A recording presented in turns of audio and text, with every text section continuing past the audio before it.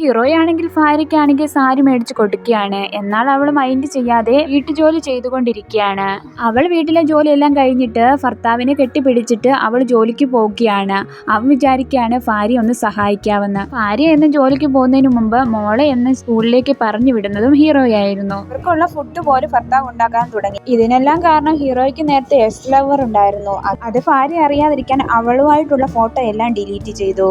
ഹീറോയോട് ഭാര്യ ചോദിക്കുകയാണ്, നിനക്കിപ്പോൾ ഭയങ്കര സന്തോഷമാണല്ലോ, എന്തു പറ്റിയെന്ന്. അപ്പോൾ ഹീറോ പറയാണ്, നമ്മൾ ജോലിക്ക് പോകുന്നതുകൊണ്ട് അങ്ങോട്ടും ഇങ്ങോട്ടും സംസാരം പോലും ഇല്ല, ഇനി അങ്ങനെ പറ്റില്ല, നമുക്ക് ഒരുമിച്ച് ജോലി ചെയ്യാം എന്ന് പറയാണ്. അപ്പോൾ അവൾക്ക് ഒരുപാട് സന്തോഷമാകും. ഹീറോയുടെ എക്സ് ലവർ ആണെങ്കിൽ ഭർത്താവുമായിട്ട് ഒരു ഫംഗ്ഷന് പോവുകയായിരുന്നു. അവിടെ ഒരാളുമായിട്ട് ഇവൾ ഒരുപാട് നേരം സംസാരിക്കുന്നത് ഇവളുടെ ഭർത്താവിന് ഇഷ്ടപ്പെട്ടില്ല. അവനാണെങ്കിൽ ഒത്തിരി അവളെ അടിക്കുകയും ചെയ്യുന്നു. ഭർത്താവ് ഇങ്ങനെ അടിക്കുന്നത് കൊണ്ട് തന്നെ ഭർത്താവിന് ഇഷ്ടമില്ലാതെ എക്സ് ലവറെ കാണുവാനായി പോവുകയാണ്. ഹീറോയുടെ ഓഫീസിലേക്ക് അവൾ വരികയാണ്. അവൾക്കുണ്ടായ കാര്യങ്ങളെല്ലാം ഹീറോയോട് പറയുകയാണ്. ഉടനെ അവൻ പറയണം, എനിക്ക് ഭാര്യയും കുട്ടിയുണ്ട്, എന്നെ വെറുതെ വിട്ടേക്ക്, എനിക്ക് ഓഫീസിൽ പോകണം, ഒരു മീറ്റിംഗ് ഉണ്ടെന്ന് പറഞ്ഞ് അവൻ അവിടുന്ന് പോകുന്നു. ഹീറോയാണെങ്കിൽ ഇപ്പൊ മീറ്റിങ്ങിന് പോകുമ്പോഴത്തേക്കിന് ഇവളാണെങ്കിൽ സ്വൈരം തരാതെ മെസ്സേജ് അയച്ചുകൊണ്ടിരിക്കുകയാണ്. ഫോണും വിളിക്കുന്നു.